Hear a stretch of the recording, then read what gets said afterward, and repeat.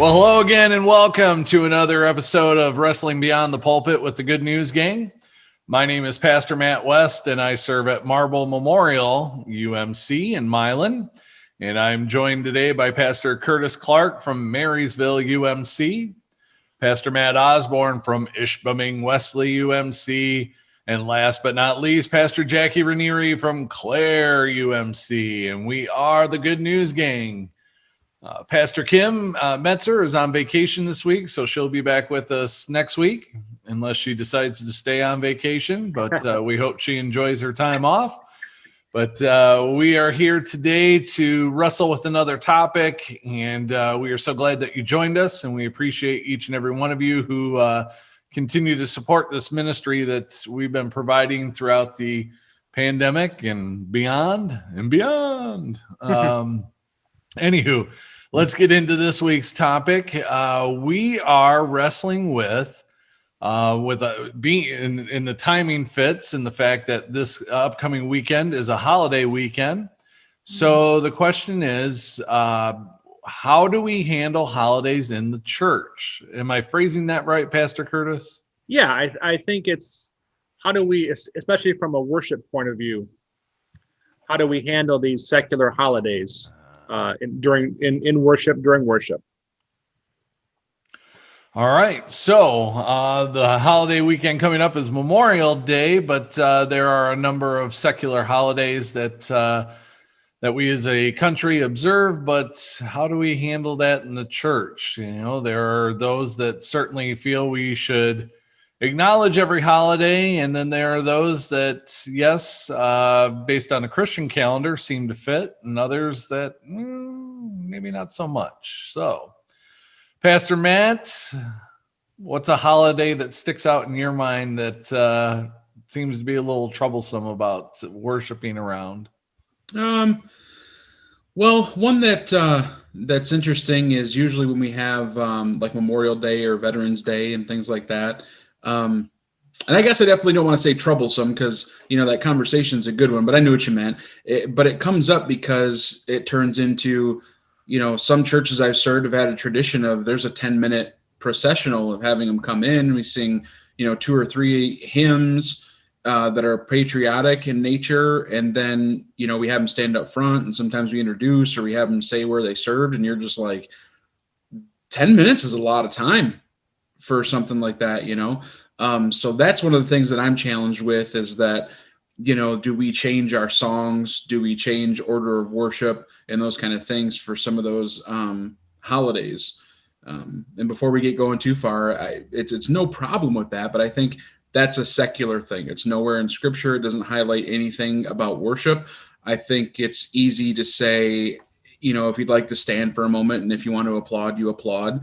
Because that's a simple thing, but I think it's just one of those moments that worship I don't think should be altered for a secular holiday, no matter how valuable we think that is, if the sanctuary is going to remain something that honors God. I was thinking while you were talking about that 10-minute scenario, imagine Paul, when he's in Rome, acknowledging the Roman army. Be more than 10 minutes, I think. But. Yeah. Man, that's a good place to start because there's a couple of them. Memorial Day and Veterans Day are very close and similar, Well, and you got the 4th of July in there too.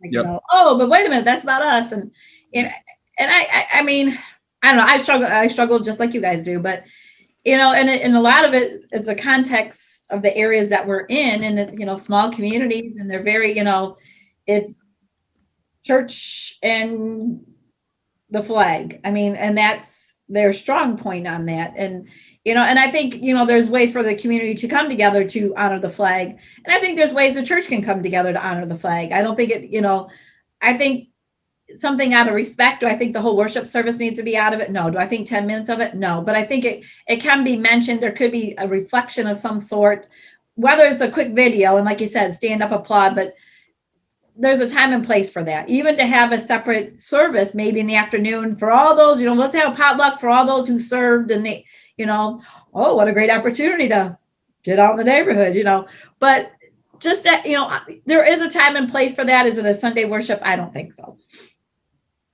Like you said, our church, our worship service is honoring God, and and I know we're going to get a lot of flack for this because everybody's like, well, God and country, and we're really going to get it, guys. We're going to be wrestling down. But you know what? I think it's not a stand we have to take. It's an appropriate approach and a respectful and worship and a God honoring approach to worship. I think you're right. We're there to honor, to worship, to give praise to God first and foremost. Yes. Above all. And I think, we're in this time right now where we had Mother's Day, and then we had Pentecost, and then now we have Memorial Day, and then Father's Day, and then 4th of July. So we've got, 4 or 5 holidays, one with only one being a church holiday in that span. I think we have to ask, out of those, 4 or 5 holidays, which one is getting the most attention? And I think that's a fair question to ask our worship teams and our churches. What are you going over the top for? Is it for Pentecost or was it for Mother's Day? Because if it's for Mother's Day, then I think there's or if it's for Memorial Day or 4th of July, then I think there's an issue of who we're worshiping and what we're bringing praise to in church. And it's a struggle, and it's this fine line we walk between being respectful of those individuals who have served and sacrificed, of one of which who was, my grandfather gave his life in defense of this country. So I have the utmost respect for what soldiers have done over the course of our nation's history. But I also know that Christ died on a cross for everybody. And that has to take precedence over anything else in our worship, I think. But yet, I think, Jack, you made the great point that within a lot of the context of our communities, it's a cultural thing. Whether it's a small town or a bigger town, it's a cultural thing within the life of the church as well, because some pastors have just been afraid to speak out against it or in favor of one thing or the other, and have allowed these traditions to go on. And I think that, again, like you've all said, there's ways, I think, in worship to honor and to be respectful, whether it's through offering a prayer, a special prayer, or a call to worship, things like that. But when I see churches, roll out the red, white, and blue paraments and banners and things like that on the 4th of July, for me, it's challenging, very challenging, and it's something that I won't do. So, well, and I think there might be some might make the argument, well, how do you honor mothers and fathers but not veterans? And I think, going back to a statement, that Pastor Matt made, I mean, honor your mother and your father is biblical. I mean, yes, it's a secular holiday, but there's still a message behind that in terms of, acknowledging those that may have had a difficult relationship with their mother or father, or honoring them in some way. One of the things that I shared on Mother's Day in my message was just, whether good or bad, in some way we honor our mothers, because something came from that, whether it was a hard lesson or it was a love felt lesson. To me, that's different, where I don't find anything in the Bible that says, honor those that go off to war. No disrespect, because I've had family that have served in the military, and I thank them for that, and I thank every other person that serves for the freedoms that I enjoy. But as we've been saying, I think that's a big difference. I mean, look at, I don't think, as you were saying, Pastor Curtis, like I can hold the 4th of July in the same light as Advent or Christmas Eve. Though you can't compare apples to apples there, and so I think it makes it very hard. And it's not disrespect, to those holidays, but it's a matter of, is there a message, or is there meaning behind it, or why we observe it, to include it in part of our worship service. Right. And just like current events, there's a way to acknowledge it to where you didn't skip over it. Because if some of those things, I understand, if we don't mention, they become so much of a part of our identities, especially for our veterans. I think the ones I've spoken to, that if you don't mention it at all, then there's kind of that point of like, well, hey, dude, this is important to my identity, you know, and I can't take that away from people.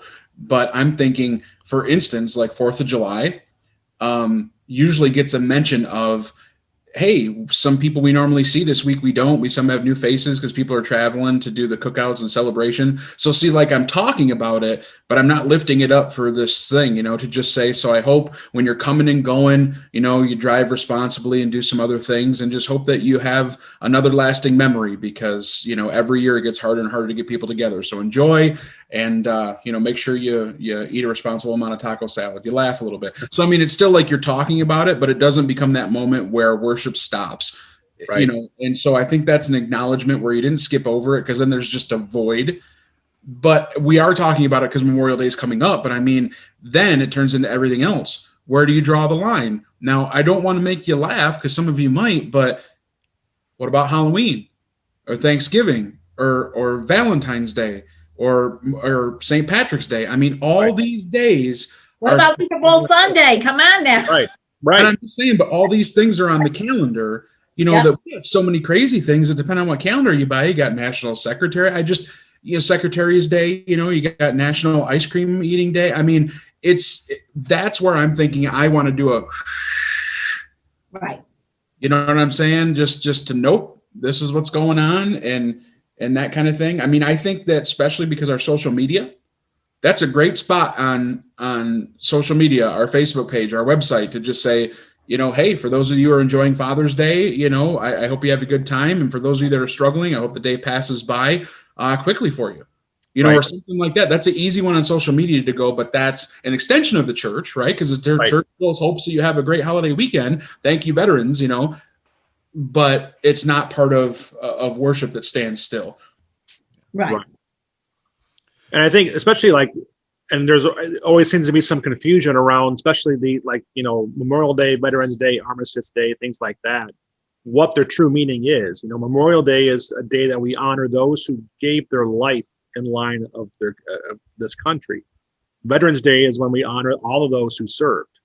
And so it becomes an issue then too, because the true meaning of the holiday then has been co-opted by something else. And, you know, we're you know, again, it's walking that fine line of respect of Memorial Day is a day set aside especially for those who died for their country, not just those who served. We appreciate those and we honor those and we respect those, but there's a special day set aside for those who perished for the cause of freedom. And I, for me personally, I don't like it when all of a sudden everyone starts posting their pictures of their loved one who served. I respect that, but that's not what this day is for. Right. And that comes from you know, the grandson of someone who was killed in action. And so that's just, you know, a little personal soapbox I'll stand on. But there's a way to correlate that through the life of the church, because if, you know, it's All Saints Day is something that we as Methodists celebrate. It's not necessarily something that all denominations celebrate. But in a way, like and I'm just giving options because I don't want to try to get people that are joining us, you know, to say these are rights or wrong. But if you're looking for a way to maybe bridge that gap a little bit, like Jackie, you said, your context, they might not be used to that. So all of a sudden we're not going to do that might cause some harm, you know, but a way to bridge that for me would be to take the time to explain what Memorial Day is, and then spend more time on saying, our building, our ministries, our faithfulness is all standing on the shoulders of those saints who passed away before. So, you know, the world is honoring just, you know, veterans who passed away. But as a church, we have to remember that every single time we walk in here, every single time that we, you know, are associating with the church, we're standing on the shoulders of those who gave their life, whether it was, you know, in service of God and this world. Does that make sense? There's a way to transition that where. Yeah, in fact, I'm sorry. Go ahead, Jackie. No, I just said that's definitely, that's, you know, I'm in agreement that there is context that you can do and a way to do it where it's not taking the focus off of why we're gathered on Sunday morning. Yeah.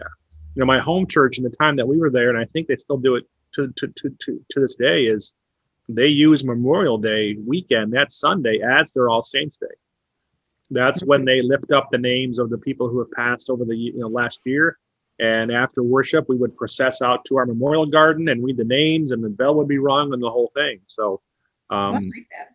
Good weather to do it outside. For exactly. Stuff like that, Everything's in bloom by then. So, as opposed to doing it that first Sunday in November when it could be a little bit chilly. So. Well, and we, to also add perspective to this conversation, we're referencing the secular calendar. Well, there's also a Christian calendar, right? Which there are many, dates on it in which we observe as Christians. Then throw in the third calendar, which would be the United Methodist Special Days calendar. And so, as Pastor Matt was saying a little while ago, I mean, we essentially could be celebrating something every Sunday, right, between all three of those calendars.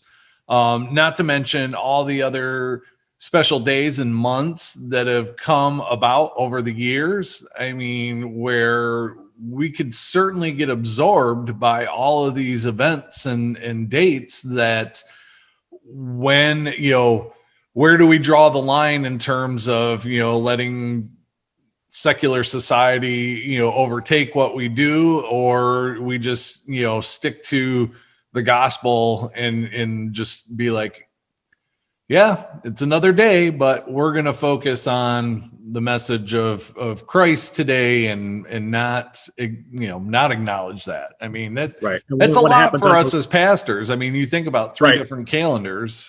Right. Yeah. Cause then what happens when there's a crossover day, when, Pentecost Sunday falls on Memorial Day weekend.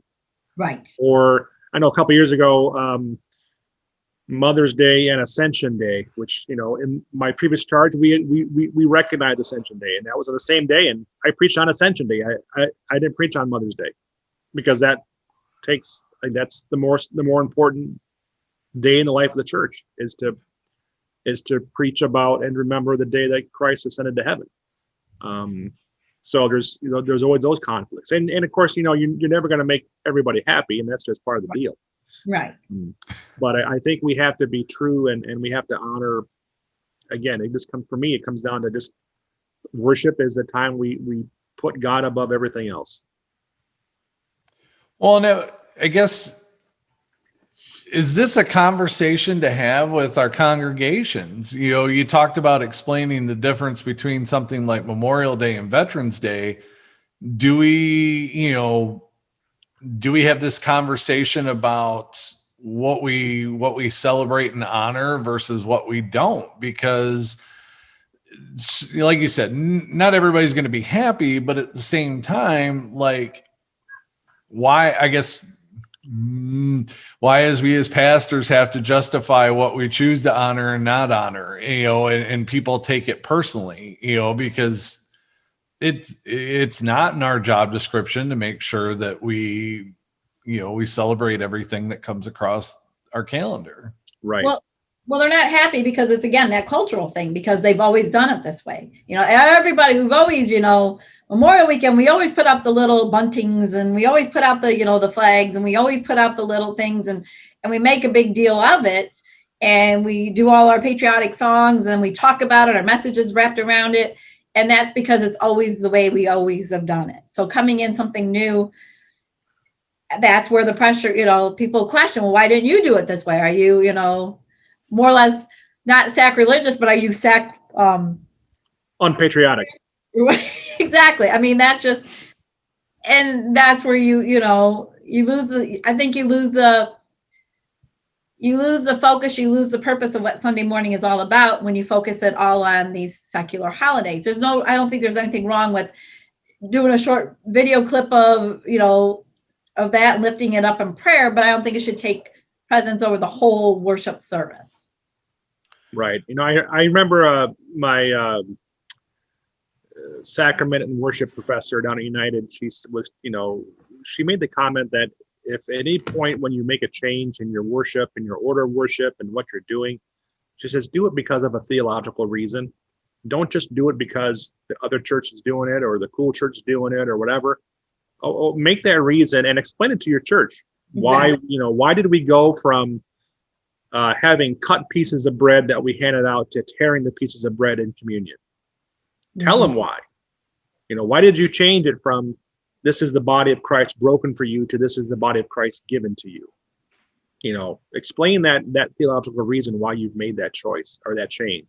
And I think this is kind of like what Matt is saying. This is an opportunity for us to teach a little bit and explain why, and again, it's all about the context. If you're a church that is embracing and making these holidays, part of your regular worship, then please, by all means, give a theological reason why. Right. Because I'll give one why we're not. Well, I know my wife would certainly make an argument, to celebrate Halloween if we could, just because of the fact that that's her favorite holiday, right. But then there would be those that would be like, no, like that's the devil's holiday, or that's demonic, but it's like, but there's this group of people here that think it's just a wonderful thing. So why don't we celebrate that? It's, there could be arguments made for just about anything, but I think it's a matter of remembering why we gather for worship, and it's, I guess the feeling that disturbs me is that if we don't do something, somebody always gets hurt, and they take it personal when, I guess going off of Pastor Curtis's thought, yes, maybe we need to, give a theological reason as to why, but at the same time, it's like, I always blows my mind why, that people would actually think like, I got up and made a decision today just to piss off some people. Right. And I've had people who, I've made that theological reason why, and they'll just say, I don't care. I don't like it.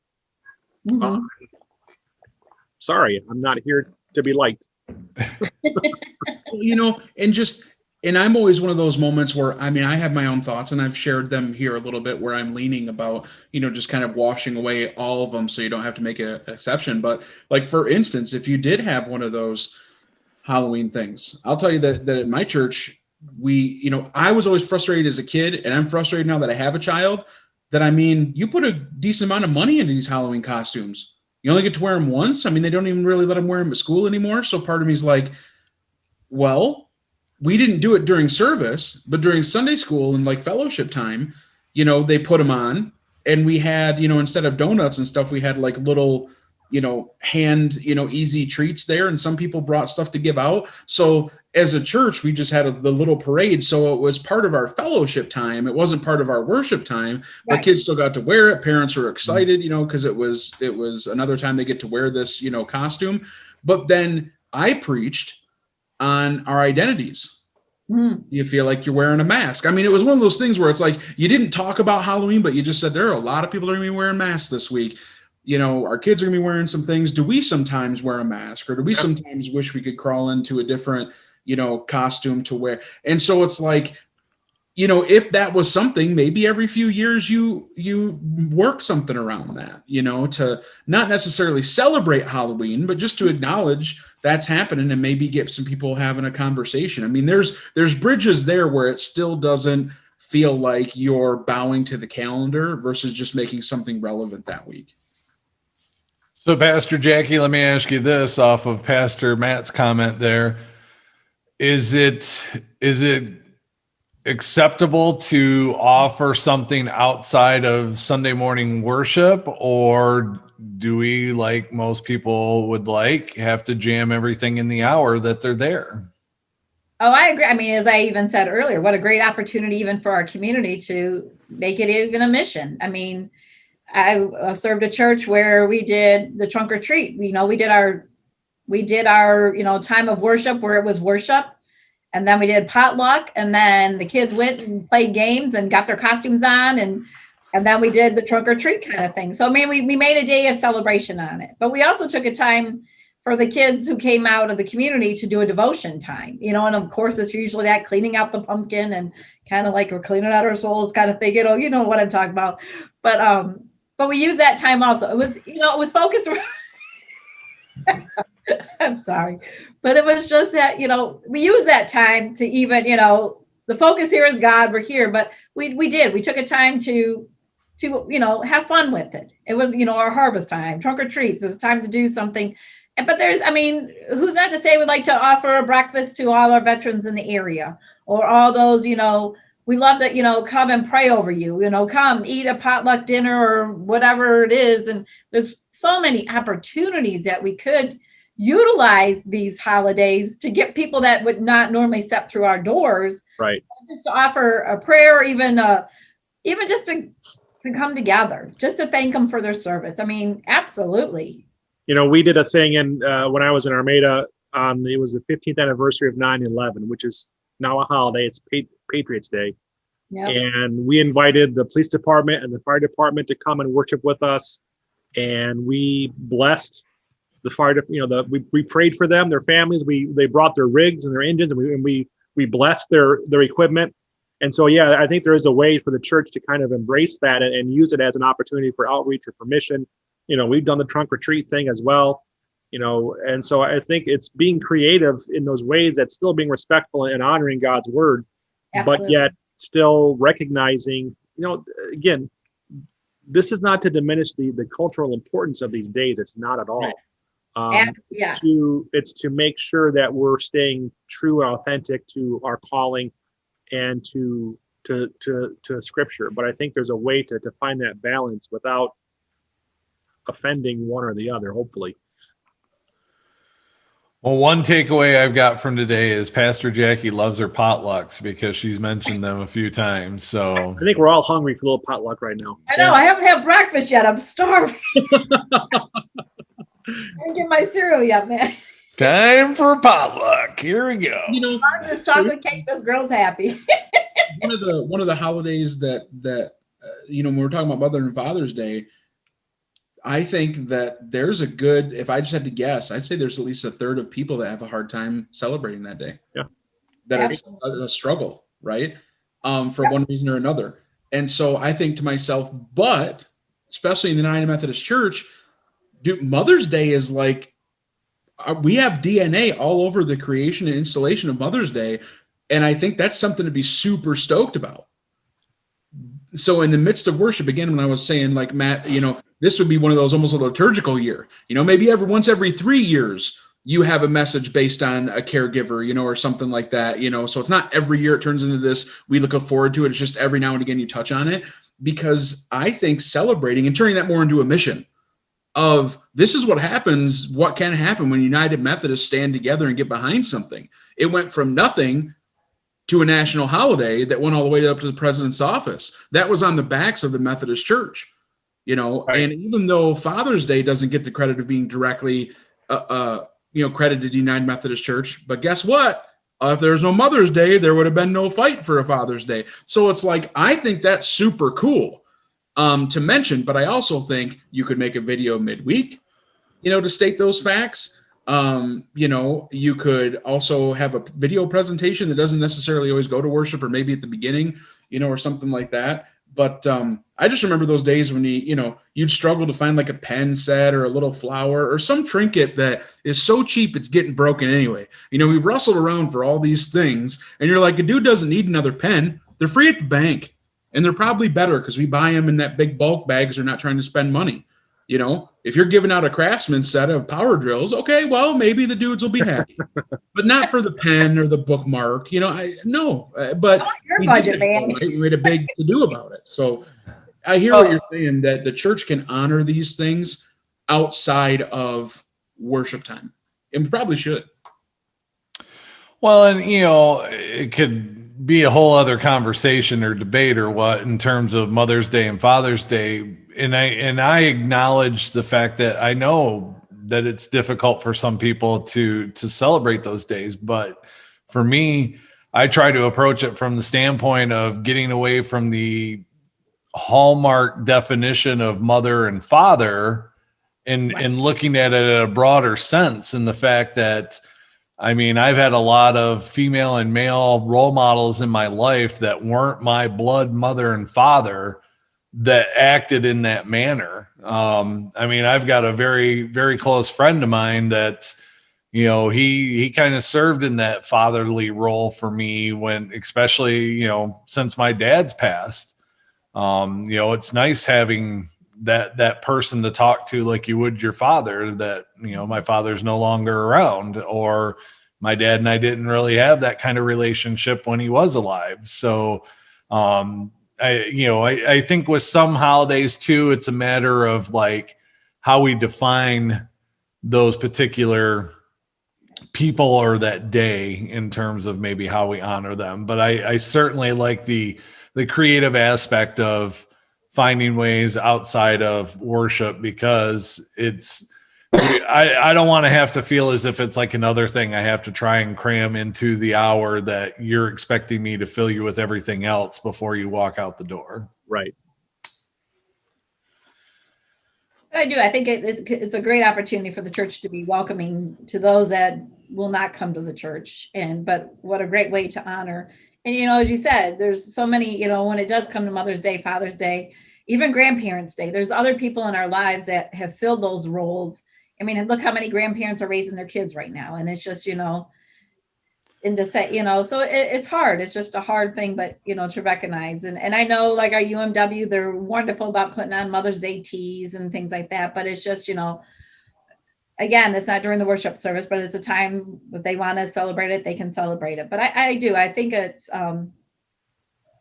yes, mention it during worship service, but does not have to be the focus of our worship service.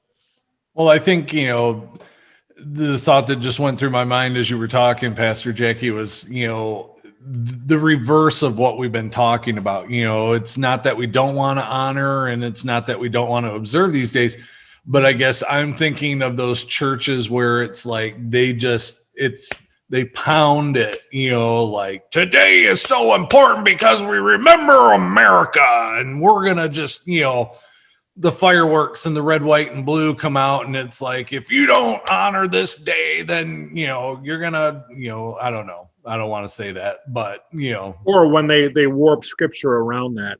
Yes. Right. Yeah. Right. That's just, Or to go on and on about your mother or father and how great your relationship is, knowing that there are those out there that are hurting, or it's who were never able to be mothers or fathers. Right. Yeah. Exactly. Yeah. So I think I just think of that. I don't know if I'm using the right phrase, but evangelical Christian frame of mind of where it's like everything is so adamant, and it's, almost along those lines of hellfire and brimstone, where it's like, if you don't believe this or honor this, you're not a true Christian. You're not a true patriotic Christian, or you're not a true believer if you don't, It's that Christian nationalism that we saw rear its ugly head over the last several years. So that's a whole other conversation. Right. Well, and to touch on that a little bit, because of what Matt said and what you said, Curtis, and this isn't to say that what you didn't have, Jackie, wasn't valuable. It's just, this is what they brought up. It feels weird to exclude one person. Like, sorry, Jackie, I got nothing of value out of what you said. Potlucks are valuable. Yeah, potlucks are a big deal. But one of the things, because I encountered that at a church in my past, is there was just a very big to-do with veterans stuff all the time. And so after I talked to some of the leadership and we made the change to not focus as much on that, was I regularly took time, and I would say 3, 4, 5 times a year. It was random, but I made sure I did it. Was just saying how great it feels to be able to worship in a space where, eyes can be on us and we don't have to worry about our lives. So I think when you say it regularly, they know you personally are saying, I am thankful that I live in the United States, and it's a place where my daughter isn't going to lose opportunities because she was seen coming out of a church with a cross on it, And so it's just a neat thing, like when you're just acknowledging that. So it's not, again, about the holiday, but you are saying, this is cool. I dig that. I would rather be here than somewhere else, where you can get persecuted or your life's threatened because you say the name Jesus, and we're on the lawn. I said at our first lawn service, guys, we are out here, we're mic'd up, and like, it's a cool deal. I feel safe. How great is it that we have this witness? And then you talk about some other things, but it's just, those are also ways too, where it doesn't hit that hot button day on the calendar, but it also lets the people know that might get really frustrated by it. Hey, there's value here. I'm not saying there isn't, right? But it's like fill in the blank. What are we going to pray for or appreciate in general this week? Well, one random day in March, it might be that we can do this, without being persecuted. And then maybe on the month of actual, Memorial Day, maybe we're just thankful that, we live in a place that has running water, and we don't have to worry about those kind of things. So just, those moments where you're like, if some people are frustrated by that, you don't change what your conviction is, but maybe you could throw something out there to sort of say, hey guys, I care and I recognize we're just not going to stop and pause unnecessarily for a long time for this, but it's still important, so just something to think about, that there's just prepared to have conversations. And that's a way to say it matters. It matters that you think this is important. It matters that I communicate this to you, but it just doesn't need to be a focal point. If it's taken longer than offering does, or taken longer than a song does, it's taken too long, in my opinion, because it's not of worship. It's something else that's impeding on our worship. Right. Good thought. Good thought. Well, I think we're drawing towards the end of our time. So before we say goodbye, I want to offer everyone a chance to offer a final thought on today's discussion that we wrestled with. And Pastor Jackie, anything you want to share before we say goodbye? Besides talk about potlucks, you mean? Thanks, Matt. Hey, as a kid, I enjoyed a good potluck, Just make sure you're organizing with 2 or 3 United Methodist is what it is. But no, I think it's really valuable to talk about, the secular holidays. And, but first I want to say thank you to all those who have served and for us in our country, and letting us be able to have opportunities to put on podcasts and to talk about, our faith and so forth. So, yes, I am thankful for that. So I don't want, and I think we've said it all along, we're not against it. But there's times that when it could be more appreciated besides Sunday mornings. That's Pastor Curtis, anything you want to add? No, I would share my thanks and heartfelt appreciation too for all those who have served and are serving, and for their families and for the sacrifices that they have made as well. Pastor Matt, anything you want to add to what you shared last? Something actually you shared sparked in me that, about Father's Day and Mother's Day and those kind of things where you're honoring people. Guys, don't wait.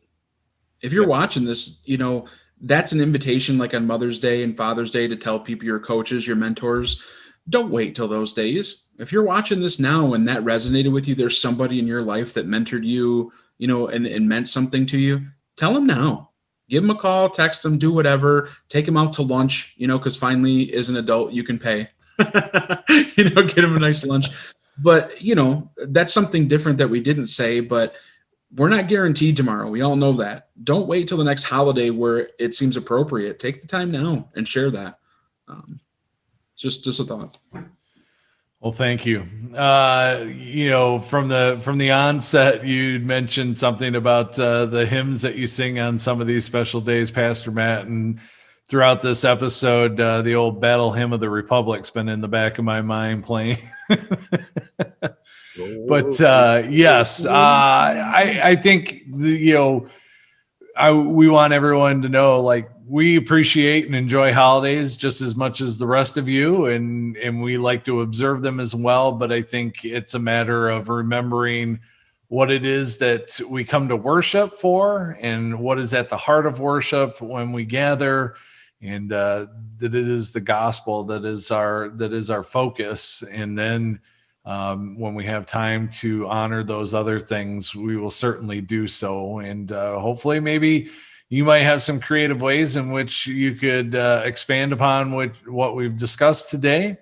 And we'd love to hear your thoughts on that as well. So feel free to share with us either as a group or individually in our congregations. But thank you for coming to join us in wrestling with this topic this week. And we hope you've enjoyed it. And don't forget to share it so that your neighbors can enjoy it as well. And until next time, peace be with you.